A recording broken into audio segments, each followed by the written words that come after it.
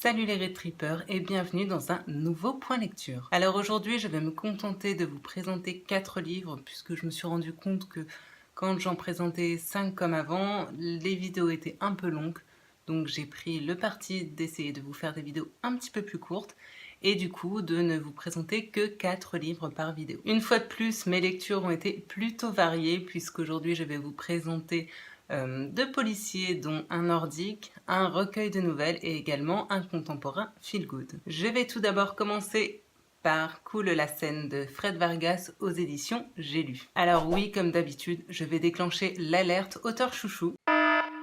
Voilà, donc vous êtes prévenus, mon impartialité n'est pas garantie. Dans Coule la scène, nous allons retrouver 3 nouvelles de Fred Vargas autour du commissaire Adamsberg, qui est l'un de ces personnages phares de ces sagas. Il y a donc 3 nouvelles qui s'intitulent Salut et liberté, La nuit des brutes et 5 francs pièces. Comme d'habitude, vous devez vous en douter, je suis une fois de plus tombée sous le charme de la plume de Fred Vargas, qui est vraiment une auteure qui tient une part toute particulière dans mon cœur. Je n'avais encore jamais lu d'elle ce genre de roman, puisqu'il s'agit donc de nouvelles, et je dois reconnaître que, franchement, ce format m'a plutôt plu. J'ai adoré retrouver donc le commissaire Adamsberg et son acolyte Danglars et déambuler une fois de plus avec eux dans les rues de Paris. Une chose que j'aime particulièrement avec cet auteur, c'est la manière dont elle sait mettre en lumière des gens cassés, tordus, abîmée par la vie, et la façon dont elle arrive à mettre de la poésie dans des choses que la plupart des gens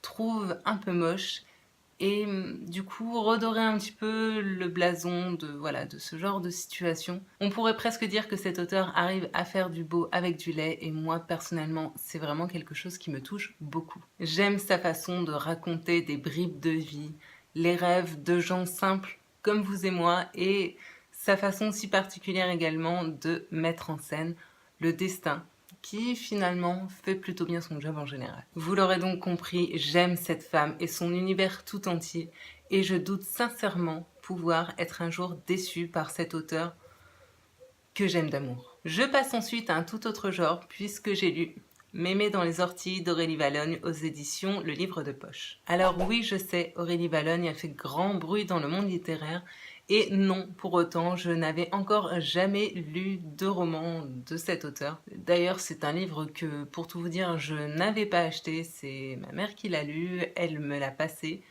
et je dois la remercier parce que j'ai beaucoup aimé cette histoire. Dans Mémé dans les orties, on suit Ferdinand, un vieil homme acariâtre qui vit seul dans son appartement parisien, si je ne dis pas de bêtises. Voilà, qui n'est pas vraiment apprécié des autres locataires de l'immeuble, il faut bien le dire, qui passe son temps à vouloir faire tourner chèvre sa concierge. Mais voilà, un jour, Ferdinand perd sa chienne bien-aimée, la seule personne qui le réconfortait dans sa vie et qui lui apportait un petit peu d'amour. Et depuis ce jour, il faut bien dire qu'il se laisse vraiment aller. C'était sans compter sur sa fille qui vit au Japon, si je me souviens bien, et qui va l'obliger à reprendre sa vie en main, à s'ouvrir aux autres et à prendre également soin de lui et de son intérieur. Comme je le disais, je ne connaissais pas cet auteur, et croyez-moi, ce livre est un véritable petit bonbon. J'ai adoré cette histoire, et une chose est sûre, c'est que je vais vouloir en découvrir d'autres de cet auteur, parce que s'ils sont tous de cet acabit, franchement, je vais passer de très bons moments. C'est pour moi typiquement le genre de livre feel good qui vous met vraiment du baume au cœur et un joli sourire aux lèvres. J'ai adoré le personnage de Ferdinand, ce grand-père complètement hargneux qui fait aussi bien l'économie de ses sous que de ses sentiments. Et j'ai vraiment eu l'impression de me retrouver dans l'univers de Lao, puisque Ferdinand m'a vraiment beaucoup fait penser au personnage du petit vieux dans Lao, mais dans un univers très Amélie Poulain. J'ai trouvé les personnages drôles, touchants et attachants, surtout donc le personnage de Ferdinand ainsi que de la petite Juliette, une de ses petites voisines. Et je trouve que ce livre parle avec beaucoup de bienveillance, d'amitié, d'amour, de la famille et également de la vie. Là encore, j'ai aimé la façon dont l'auteur met en scène des petites bribes de la vie pour en faire de véritables aventures. Partir d'un petit rien et savoir en faire découler voilà, un univers à part entière. La plume est fluide, les chapitres sont courts, c'est vraiment très bien rythmé et ça se lit tout seul. Pour moi, c'est donc totalement une lecture doudou que je recommanderais au plus grand nombre sans hésiter. Attention, deuxième alerte auteur chouchou de cette vidéo, puisque j'ai lu La petite fêlée aux allumettes de Nadine Monfils aux éditions Pocket. Dans cette histoire, nous nous retrouvons à Pandore, une ville imaginaire complètement créée par Nadine Monfils, dans laquelle vit Neck, une jeune fille pas très futée qui vit avec sa grand-mère. Sauf qu'un jour, sa grand-mère vient à décéder, elle se retrouve donc complètement seule et désemparée, et tout ce qui lui reste de cette grand-mère, c'est une petite boîte d'allumettes qu'elle tenait dans la main lorsqu'elle est décédée. Là où ça se complique, c'est que lorsque Neck craque une de ses allumettes, elle se retrouve avec des visions de jeunes filles assassinées,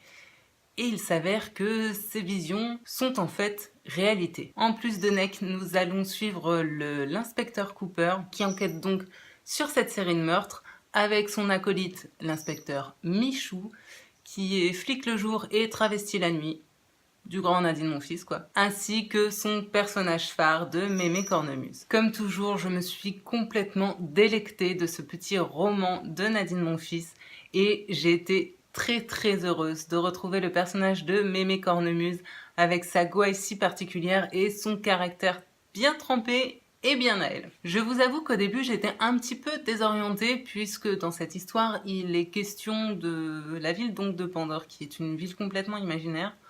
Or, en général, en tout cas quand moi j'ai croisé le personnage de Mémé Cornemuse jusque-là, c'était dans des romans qui se passaient dans des villes bien réelles. Après, j'ai adoré une fois de plus la façon dont l'auteur a su mêler le côté policier de son histoire avec tout un côté très présent onirique qui mêle également les contes de l'enfance. J'ai donc adoré une fois de plus retrouver son univers et ses personnages tragicomiques, déroutants et il faut bien le dire vraiment haut en couleur. Là aussi, comme chez Fred Vargas, j'ai beaucoup aimé le fait qu'elle mette en lumière des personnes qui, aussi bien dans la réalité que dans la littérature, sont en général mis de côté, voire moqués, alors qu'elle en fait de véritables personnages intéressants et presque des héros par moments. J'aime également beaucoup la façon dont elle se moque des préjugés. Clairement, tout le monde en prend pour son grade. On pourrait trouver du coup que ces personnages sont parfois un peu caricaturaux, mais au contraire, elle a vraiment l'intelligence de se servir de voilà des stéréotypes ambiants et des caricatures qui font partie vraiment de l'imaginaire commun pour finalement s'en moquer et créer vraiment des personnages uniques. Une chose est sûre, je suis définitivement complètement addict à sa plume. Comme d'habitude pour moi, ce livre a été un vrai page-turner. Les chapitres sont courts, bien rythmés. Comment vous dire que j'ai juste dégommé ce bouquin. Une fois de plus, si vous n'avez pas peur des univers un petit peu particuliers, des personnages hauts en couleur et d'un humour un peu cinglant, je vous le recommande très fortement. Pour terminer, j'ai lu Mork de Ragnar Jonasson aux éditions La Martinière. Mork est un thriller qui se passe en Islande. Je vous épargnerai donc le nom de cette ville absolument imprononçable. Dans cette histoire, on suit donc au début du récit le personnage de Herjolfur, un commissaire de police qui un soir est en patrouille dans une vieille maison abandonnée qu'il soupçonne qu'il se passe certaines choses pour lesquels la police a besoin d'intervenir. Sauf qu'avant même qu'il rentre dans cette maison, il se fait tirer dessus. Suite à ça, le personnage de l'inspecteur Haritor va donc prendre la relève puisqu'il s'agissait en fait de son plus proche collaborateur et il va donc devoir élucider cette histoire, savoir qui a bien pu tirer sur ce policier. Après toutes les très bonnes lectures que je vous ai présentées jusqu'ici, je dois malheureusement reconnaître que celle-ci voilà, m'a franchement un petit peu déçue. D'autant plus que j'en avais entendu parler sur la chaîne de Séverine, donc la chaîne Il est bien ce livre, qui est tout de même plutôt spécialisée dans les thrillers, donc je prends vraiment son avis en compte. Et il me semble vraiment qu'elle avait dit beaucoup de bien de ce bouquin. D'ailleurs, j'ai même revu une vidéo il n'y a pas longtemps où elle en reparlait, donc oui, je suis certaine qu'elle en avait dit du bien. C'est d'ailleurs le deuxième de la saga Haritor.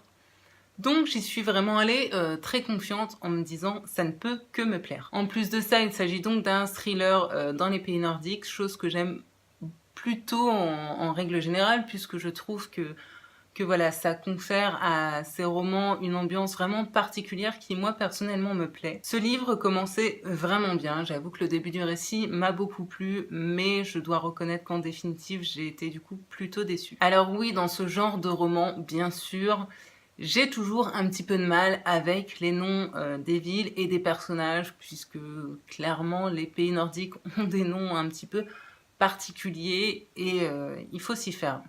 Après, passer les premiers chapitres, je trouve que dans celui-ci, ça allait encore, voilà, j'étais pas trop perdue et j'ai réussi à m'y faire. Là où ce livre m'a vraiment posé problème, c'est que j'ai découvert le Pot-aux Roses en fait à peu près 100 pages. Sur un livre qui en fait un peu plus de 300 il me semble. Faut avouer que du coup ça gâche un petit peu la lecture. Surtout quand il est question d'un thriller. Du coup, pour un policier qui est censé voilà, avoir du suspense, vous tenir en haleine, etc., pour ma part, c'était plutôt raté et je dois avouer que par conséquent, je suis complètement passée à côté de cette caractéristique de ce livre. Je trouve personnellement que l'identité, on va dire, centrale, pour moi, n'est pas assez bien dissimulée. L'histoire n'est pas hyper bien rythmé. Après, étant donné que c'est un livre finalement plutôt court, puisqu'il fait à peu près 300 pages, je trouve qu'on peut passer au-delà et que c'est pas si dérangeant que ça. Je ne recommanderais donc pas ce livre à des lecteurs qui, comme moi, ont l'habitude de lire des policiers ou des thrillers, parce que je pense vraiment que vous pourriez être déçus. J'espérais vraiment un dénouement de dingue et finalement je trouve que l'intrigue est plutôt commune et assez prévisible. J'ai par contre bien aimé le fait que ce récit soit découpé selon les chapitres entre le récit de l'enquête de Henry Thor à l'heure actuelle et d'autres chapitres qui sont des extraits d'un journal intime que quelqu'un a rédigé il y a apparemment une paire d'années. Après, comme je le disais, clairement, spécialiste des thrillers, pour moi, passez votre chemin. Et puis, dernière petite chose, je trouve ça un petit peu dommage qu'ils aient laissé quelques coquilles dans ce livre. Finalement, je me rends compte qu'il y a plus de livres qu'on ne pourrait croire dans lesquels il y a des fautes, des coquilles, etc. En définitive, c'était donc pas une mauvaise lecture. J'ai vraiment lu ce livre très vite.